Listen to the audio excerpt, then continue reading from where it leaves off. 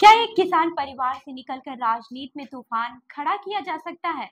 क्या कोई नेता बड़े बड़े दलों से टकराकर खुद की पार्टी खड़ा कर सकता है? नागौर के हनुमान बेनीवाल ने ये कर दिखाया है, लेकिन उनके सफर की कहानी सिर्फ राजनीति नहीं, जिद, विवाद और संघर्ष का मिश्रण है। नमस्कार, मैं हूँ रूबी सिंह और आप देख रहे हैं जयपुर एक्सप्लोर मैगजीन का डिजिटल प्लेटफॉर्म। हनुमान बेनीवाल नाम सुनते ही राजस्थान की सियासत में एक आक्रामक, बेबाक और संघर्षशील चेहरे की तस्वीर सामने आती है। नागौर से सांसद और राष्ट्रीय लोकतांत्रिक पार्टी यानी कि आरएलपी के संस्थापक बेनीवाल का सफर किसी फिल्मी कहानी से कम नहीं है। किसान परिवार में जन्मे उन्होंने राजनीति में अपनी अलग पहचान बनाई, वो भी बिना बड़े दल के सहारे। अब ये जान लेते हैं कृषक से नेता बनने तक का सफर।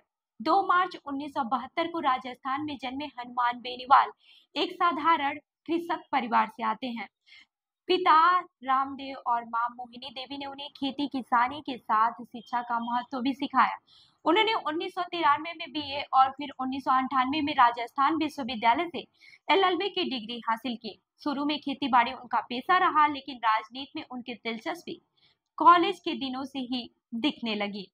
साल 2008 में बेनीवाल ने पहली बार भाजपा उम्मीदवार के रूप में विधानसभा चुनाव लड़ा और बसपा उम्मीदवार को हरा दिया। उनकी छवि एक जमीनी नेता की बन गई, जो किसानों और युवाओं की आवाज उठाता है, लेकिन यही बेबाकी आगे चलकर भाजपा से टकराव की वजह बनी। अब ये जान लेते हैं कि भाजपा से निलंबन और बगावत का क्या कारण रहा। भाजपा में रहते हुए बेनीवाल ने खुले मंच से पार्टी के बड़े नेताओं वसुंधरा राजे और राजेंद्र राठौर पर भ्रष्टाचार के आरोप लगा दिए। इतना ही नहीं, उन्होंने कांग्रेस नेताओं से भाजपा नेताओं के रिश्तों पर भी सवाल उठाए। पार्टी हाईकमान ने इसे अनुशासनहीनता माना और उन्हें निलंबित कर दिया। यहीं से उनकी राजनीतिक राह ने नया मोड़ लिया। साल 2013 में बेनीवाल ने नागौर जिले के खींवसर से एक स्वतंत्र उम्मीदवार के रूप में चुनाव लड़ा और भाजपा प्रत्याशी को 23,020 वोटों से हरा दिया। इस जीत ने साबित कर दिया कि वो भी किसी बड़े दल के सहारे के बिना भी चुनाव जीत सकते हैं। वहीं भाजपा से अलग होने के बाद बेनीवाल ने साल 2018 में अपनी पार्टी राष्ट्रीय लोकतांत्रिक पार्टी यानी कि आरएलपी की स्थापना की। पार्टी का फोकस किसानों, युवाओं और ग्रामीण इलाकों की समस्याओं पर रहा।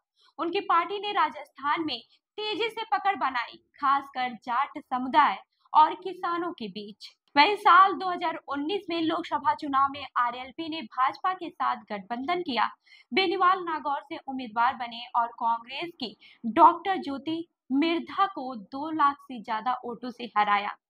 ये जीत उनके राजनीतिक करियर की सबसे बड़ी उपलब्धियों में से एक रही है। हालांकि बेनीवाल की पहचान सिर्फ विकास के मुद्दों पर नहीं, बल्कि तीखे बयानों से भी जुड़ी रही है।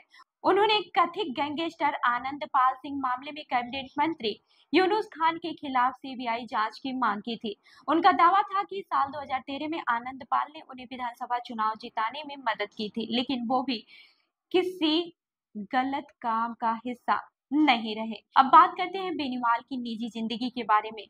बेनीवाल की पत्नी का नाम कनिका बेनीवाल है, जो गृहिणी है। उनके पास करीब 42.19 लाख रुपए की संपत्ति है और कोई खास देयता दर्ज नहीं है। वही राजनीतिक पहचान की बात करें तो आज हनुमान बेनीवाल को राजस्थान में किसानों की आवाज और एक जमीनी नेता के रूप में जाना जाता है। वो भाजपा और कांग्रेस दोनों से दूरी बनाए रखते हैं, अपनी पार्टी को मजबूत करने में लगे हैं।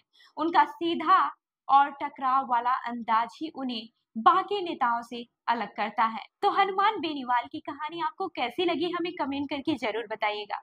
और ऐसी ही अन्य कहानियों के लिए हमारी वेबसाइट www.jaipurexplore.com पर विजिट करें। धन्यवाद।